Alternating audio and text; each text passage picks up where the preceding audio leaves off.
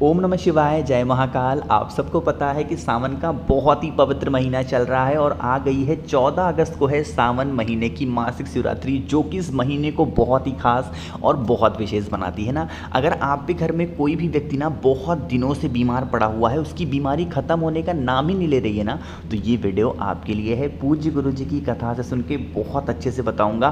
काफ़ी लोग के मैसेज आए थे, भैया जो शिवरात्रि पे 7 धतूरे वाला उपाय है, वो 7वां धतूरा हमें कहाँ रखना है वो तो गुरुजी ने बताया नहीं। तो इसी की बात इस वीडियो में हम लोग करने वाले हैं। बहुत ध्यान से सुनिएगा, बहुत ही प्यारा सा, बहुत ही सुंदर सा उपाय है, ठीक है। लेकिन उससे पहले बता दूं कि मासिक शिवरात्रि पे करने वाले 3 बहुत ही सुंदर से उपाय की बात इस पूरी वीडियो में हम लोग करेंगे, है ना। चलो सबसे पहले हम लोग उपाय की बात करते हैं, जो है 7 धतूरे का किसी भी तरीके की कैसी भी बड़ी से बड़ी बीमारी को ख़त्म करने के लिए, है ना। अब देखो स्क्रीन पर आपको दिख रहा होगा धतूरा, दिख रहा है ना। हमें इसी तरीके से लेने होंगे 7 धतूरे, ठीक है। एक भी कम नहीं, एक भी ज़्यादा नहीं, 7 धतूरे लेना। जो बताऊंगा बहुत ध्यान से सुनना, इसका नियम बहुत डिफरेंट है, बहुत अलग है, ठीक है। साथ ही साथ देना होगा इस तरीके से मौली, यानी ये वही मौली है जो हम लोग अपने हाथों में कलावा बांधते हैं, रक्षा सूत्र बांधते हैं, वो मौली लेना। साथ ही साथ आपको लेना होगा इस तरीके से हल्दी। अब हल्दी जो लोगे ना, आपको लेना है ऐसी खड़ी हल्दी लेना, और इस खड़ी हल्दी को किसी भी चीज़ में मिला करके पीस देना, तो ऐसे पाउडर बन जाएगा। वरना अगर आप आलसी हो तो 5 रुपये में मार्केट में मिल जाएगी, वो भी हल्दी ले सकते हैं, ठीक है। ले लिया। अब जो बताने जा रहा हूँ ना, मेरी बात बहुत ध्यान से सुनना, बहुत ध्यान से सुनना। देखो आपके पास कितने धतूरे हैं? 7 धतूरे। मैं यहाँ पर नंबर ही लिख दे रहा हूँ ताकि आपको समझने में और करने में बहुत इजी रहेगा। 6 7, ठीक है। 7 धतूरे आपके पास में है ना। अब देखो, वेट कलर चेंज कर लूँ, हाँ ठीक है 7। अब जो पहला धतूरा आपके पास में है ना, उस पहले धतूरे पर जो मैंने आपको मौली बताई है ना, मौली दिखाया ना अभी, रक्षा सूत्र, उस रक्षा सूत्र को चंद्र मौली महादेव का नाम लेके पहले धतूरे पर आपको अच्छे तरीके से लपेट देना है, ठीक है। बात आ रही क्या समझ में? चंद्र मौली महादेव का नाम लेके पूरे धतूरे पे अच्छे से लपेट देना, पहले धतूरे पे। बाकी जो दूसरा धतूरा, तीसरा, चौथा, 5वां, 6वां और 7वां, बाकी के जितने भी धतूरे होंगे ये और ये, इस पर आपको जो मैंने आपको हल्दी दिखाई उसको अच्छे तरीके से मिला लेना, अच्छे तरीके से उस धतूरे पे लगा लेना, ठीक है। लगा लिया। इन 7 के 7 धतूरों को लेके पहुंच जाओगे महादेव के शिवलिंग के पास। सुबह जाना चाहो सुबह जाओ, शाम को जाना चाहो शाम को जाओ। अब यहाँ पर उन 7 धतूरों को 7 जगहों पे समर्पित करना है। उसका नियम बहुत डिफरेंट है, बहुत अलग है, सुनिएगा। देखो जो आपके पास में पहला धतूरा है ना, जिस पर आपने क्या लगाया हुआ है, जिस पर आपने मौली लगाया हुआ है, उस पहले धतूरे को महादेव के शिवलिंग के ठीक ऊपर समर्पित करेंगे, चंद्र मौली महादेव का नाम लेके, जिसकी डंडी होगी जलाधारी की तरफ और जो कांटे वाला मुख होगा आपकी तरफ, क्योंकि आप खड़े हैं इस साइड, ठीक है। पहला धतूरा समर्पित हुआ। देखो हम सबको ये भी पता है कि महादेव का पूरा परिवार शिवलिंग पे विराजमान है, पता है ना। तो जो दूसरा धतूरा होगा वो आपको समर्पित करना होगा भगवान गणेश के स्थान पे, जो कि शिवलिंग का राइट साइड होता है, जिस पर आपने हल्दी लगाई है, वो समर्पित हो गया। अब जो तीसरा धतूरा होगा, उस तीसरे धतूरे को भगवान कार्तिकी का स्थान होता है शिवलिंग पे लेफ्ट साइड में, तो तीसरा धतूरा आपको यहाँ पे समर्पित करना होगा। समर्पित हो गया। जितने भी धतूरे समर्पित करेंगे श्री शिवाय नमस्तुभ्यम का स्मरण ज़रूर करना, ठीक है। 3 हो गए। जो चौथा धतूरा होगा, महादेव की जो सबसे प्रिय पुत्री, सबसे छोटी पुत्री हैं, जिनका नाम है माता अशोक सुंदरी, उनके स्थान पर आपको समर्पित करनी होगी। वो जो चौथा धतूरा है वो समर्पित हो गया। 4 धतूरे हो गए। अब चौथे के बाद जो 5वां धतूरा होगा, हम सबको पता है कि ये स्थान होता है माता का हस्तकमल, माँ पार्वती का हस्तकमल, अरे यही तो होता है। तो आपको जो 5वां धतूरा होगा, माता के हस्तकमल पर श्री शिवाय नमस्तुभ्यम का ध्यान करते हुए समर्पित करना। अब सारा खेल यहीं पे स्टार्ट होता है कि भैया 6वां धतूरा तो गुरुजी ने नहीं बताया था कहाँ पे समर्पित करना है। इसका एक नियम है। जो 6वां धतूरा होगा ना, आपके पास 2 ऑप्शन है। पहला ऑप्शन तो ये है कि अगर आप ऐसे महादेव के शिवलिंग के पास गए हैं, जिन महादेव के शिवलिंग के पास जो कलश ऊपर लटका हुआ होता है, जिससे बूंद बूंद करके जो पानी है महादेव के शिवलिंग पे गिरता है, तो 6वां धतूरा आपको हल्दी लगा हुआ इस कलश पे समर्पित कर देना है, चढ़ा देना है, श्री शिवाय नमस्तुभ्यम का ध्यान करते हुए। लेकिन अगर 6वां धतूरा आपको चढ़ाने की जगह नहीं है, मतलब कि जो कलश है वो नहीं लगा हुआ है, तो महादेव के शिवलिंग के ठीक ऊपर ही आपको 6वां धतूरा भी समर्पित कर देना होगा, श्री शिवाय नमस्तुभ्यम का ध्यान करते करते हुए। इतना काम कर दिया। अब जो 7वां धतूरा होगा ना, जब हम महादेव के शिवलिंग के ऊपर जल चढ़ाते हैं, जल बहता हुआ इस जलाधारी से नीचे गिरने वाला होता है।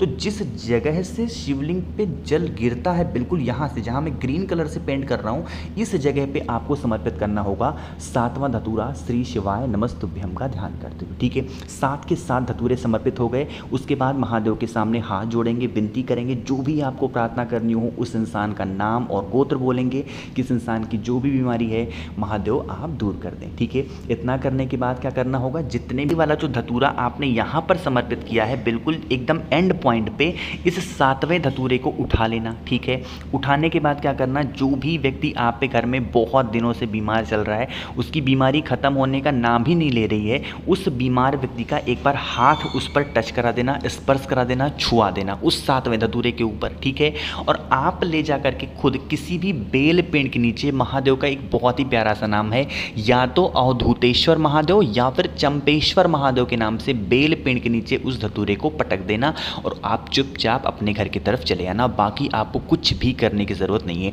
ये उपाय सिर्फ और सिर्फ शिवरात्रि तिथि पर ही करते हैं, चाहे वो बड़ी शिवरात्रि हो या फिर जो महीने में आती है उस पर। ठीक है, करके देखिएगा, जो भी बीमारियां होंगी, कितनी भी बड़ी बीमारी हो, कितनी भी पुरानी बीमारी हो, वो आपकी ठीक ज़रूर हो जाएगी। ठीक है, समझ में क्या बात।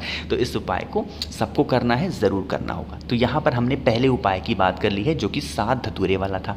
अब हम लोग आगे बढ़ते हैं अपने दूसरे उपाय की तरफ, जो कि आपको करना चाहिए मासिक शिवरात्रि पे। क्या करना है देखो, लेकिन सबसे पहले इसके बेनिफिट समझ लो।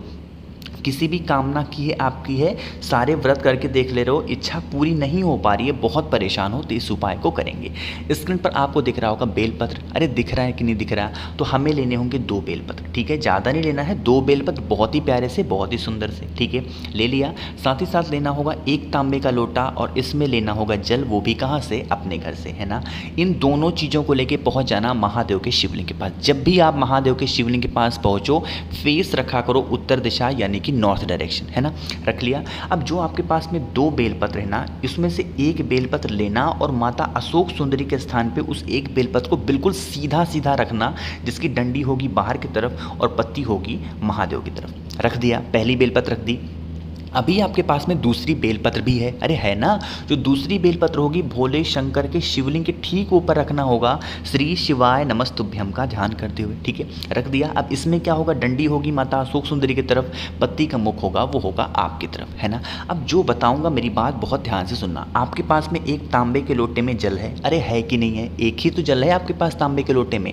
उस जल का जो 5 बार चढ़ाओगे, उसी कलश का पानी बार बार नहीं भरना है आपको उसी कलश से 5 बार जल माता अशोक सुंदरी के स्थान पे समर्पित करना, श्री शिवाय नमस्तुभ्यम का ध्यान करते हुए। आधा जल, मतलब उस कलश का आधा जल 5 बार में माता अशोक सुंदरी के स्थान पे समर्पित करना। ठीक है, बाकी का जितना भी बचा हुआ जल आपके कलश में है, उसको भी एक साथ समर्पित नहीं करना है, 5 बार में महादेव के शिवलिंग के ऊपर उसी बेलपत्र के ऊपर समर्पित कर देना, श्री शिवाय नमस्तुभ्यम का ध्यान करते हुए। इस उपाय को जो भी व्यक्ति मासिक शिवरात्रि पर या फिर बड़ी शिवरात्रि पे कर लेता है, उसकी जो भी विशेष होती हैं, जो भी कामना होती है, महादेव बहुत जल्दी पूरी करते हैं। समझ में क्या बात मेरी। तो इस उपाय को ज़रूर करेंगे। यहाँ पर हमने 2 उपाय की बात कर ली है। आगे बढ़ते हैं इस वीडियो में हम लोग अपने तीसरे उपाय यानी कि आखिरी उपाय की तरफ। लेकिन उससे पहले एक छोटा सा काम, और वो है वीडियो को करिए लाइक। जितने भी भाई बहन मेरी आवाज़ पहली बार सुन रहे हैं तो चैनल को सब्सक्राइब ज़रूर करेंगे, है ना। चलो, अब ये जो तीसरा उपाय है ना, ये भी किसके लिए है, बीमारी के लिए। बीमारी के लिए सबसे प्यारा, सबसे आसान सा ये उपाय है, बहुत ही है। स्क्रीन पर आपको दिख रहा होगा शमी के पत्ते, बहुत सारे पत्ते दिख रहे हैं। इतने पत्ते नहीं लेना, हमें लेने होंगे 2 शमी के पत्ते। जैसे ही शमी के पत्तों का नाम आता है, बहुत सारी बहनें भाई परेशान हो जाते हैं, भैया समी पत्र हमारे पास नहीं है, हम क्या करें। अगर आपके पास समी पत्र नहीं है, बिल्कुल परेशान मत हो, समी पत्र की जगह पे 2 चावल के दाने भी ले सकते हैं, है ना। ले लिया। इसको लेकर के साथ ही साथ लेना तांबे का लोटा, इसमें जल भर लेना अपने घर से, और इन दोनों चीज़ों को लेके पहुंच जाना महादेव के शिवलिंग के पास, है ना। फेस रखना उत्तर दिशा यानी कि नॉर्थ डायरेक्शन। आपके पास में 2 समी पत्र है या 2 चावल का दाना है। पहले समी पत्र को जैसे ही हम जल चढ़ाते हैं, जहाँ से जल गिरने वाला ही होता है, बिल्कुल एंड पॉइंट पर आपको 1 समी पत्र आपको समर्पित करना होगा। किसके नाम से, कुंदकेश्वर महादेव के नाम से। ठीक है, समर्पित कर दिया। अभी आपके पास में एक समीपत्र और है, उस एक समीपत्र को महादेव के शिवलिंग के ठीक ऊपर समर्पित करेंगे कुंदकेश्वर महादेव के नाम से। तो 2 की दोनों समीपत्र या फिर 2 की 2 चावल के दाने आपने चढ़ा दिए, है ना, चढ़ा दिए। अब आपके पास में एक तांबे का लोटा है जिसमें जल भरा है आपने अपने घर से, तो कुंदकेश्वर महादेव के नाम से, और जो भी व्यक्ति बीमार है उसका नाम और गोत्र बोल करके महादेव के शिवलिंग के ऊपर जल को समर्पित कर देना।